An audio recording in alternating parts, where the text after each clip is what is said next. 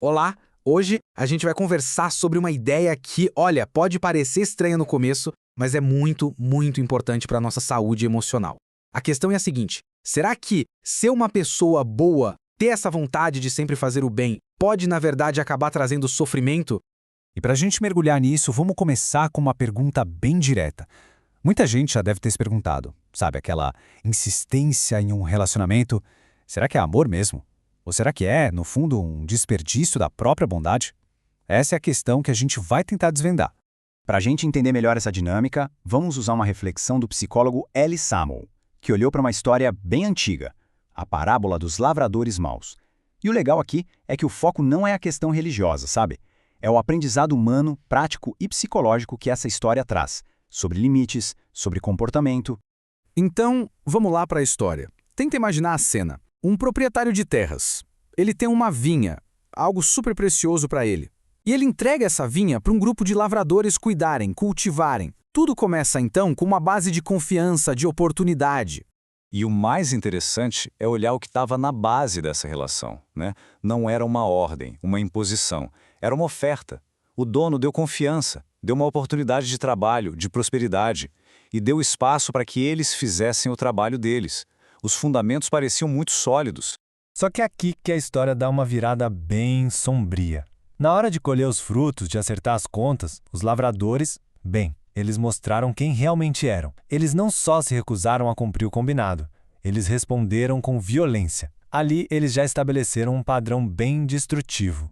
E mesmo com toda essa agressão, o dono da vinha, ele mostra uma paciência que é quase inacreditável. Ele tenta de novo, e mais uma vez. Ele manda mais servos, sempre acreditando que a coisa pode mudar. Chega a um ponto que ele manda o que ele tem de mais valioso, o próprio filho. E aí vem o clímax trágico da história. Aquela persistência toda do proprietário não adiantou nada, não gerou mudança, só gerou mais destruição. O envio do filho, que era o gesto máximo de confiança, foi recebido com a mesma violência de sempre. O padrão destrutivo deles era inflexível. E é isso que nos leva para a grande lição dessa parábola. O que acontece quando a paciência, mesmo a mais generosa do mundo, finalmente chega no seu limite? É exatamente aqui que a história nos ensina sobre a necessidade de colocar um ponto final. O ponto crucial é este aqui, ó. O dono da vinha age. Ele não fica para sempre naquele ciclo de abuso. Ele rompe o vínculo, protege o que é dele e entrega a vinha para outras pessoas, pessoas que valorizariam. É uma ação final, sabe, decisiva. E aqui vem a pergunta que conecta essa história antiga com a nossa vida hoje.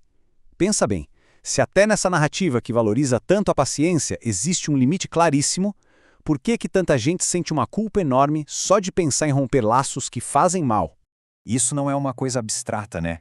Essa insistência num padrão que destrói acontece o tempo todo. Em casamentos onde já não existe mais respeito, em amizades que se tornaram tóxicas, ou até em relações de trabalho que são pura exploração. É uma dinâmica humana muito, muito comum. E para conseguir navegar nessas situações tão complexas, a gente precisa de uma ferramenta bem clara. E talvez a mais importante de todas seja entender a diferença que é fundamental entre perdoar e se reconciliar. Porque, olha, não são a mesma coisa. E essa diferença é tudo. O perdão, ele é algo que a pessoa faz por si mesma. É um ato interno que não depende do outro para se libertar da raiva, do ressentimento. Agora, a reconciliação precisa de duas pessoas. Ela depende de mudança de verdade, de respeito, de reciprocidade da outra parte. Então, o ponto principal é que é totalmente possível e até saudável perdoar para seguir em frente, para ter paz. Só que isso não obriga ninguém a manter a porta aberta para quem continua machucando. A reconciliação, às vezes, simplesmente não é uma opção, não é saudável. Agora, vamos avançar um pouco e ver como essa ideia toda se transforma num verdadeiro ato de autovalorização. Porque proteger a si mesmo, isso não é egoísmo, é uma forma de sabedoria. É que muitas vezes a gente confunde bondade com passividade.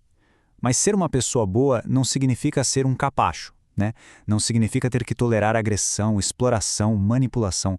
E com certeza não significa continuar entregando o seu melhor para quem só te devolve destruição.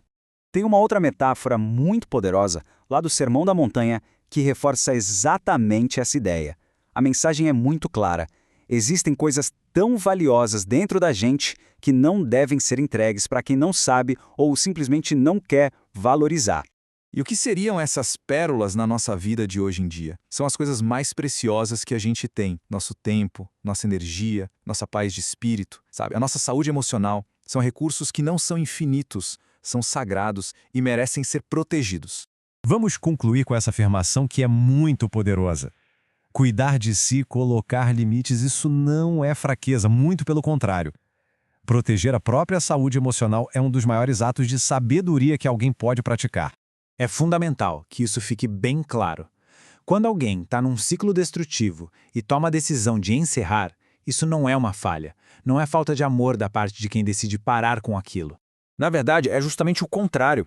É uma consequência direta, lógica, da falta de amor, de respeito e de consideração da outra pessoa. É uma resposta a uma realidade que não foi criada por quem está sofrendo. E para a gente fechar essa reflexão, fica aqui uma pergunta para todo mundo pensar. Olhando para a própria vida, qual é aquela pérola, aquele tempo, aquela energia, aquela paz que talvez esteja sendo desperdiçada e que merece hoje muito mais proteção? É algo que vale a pena a gente pensar.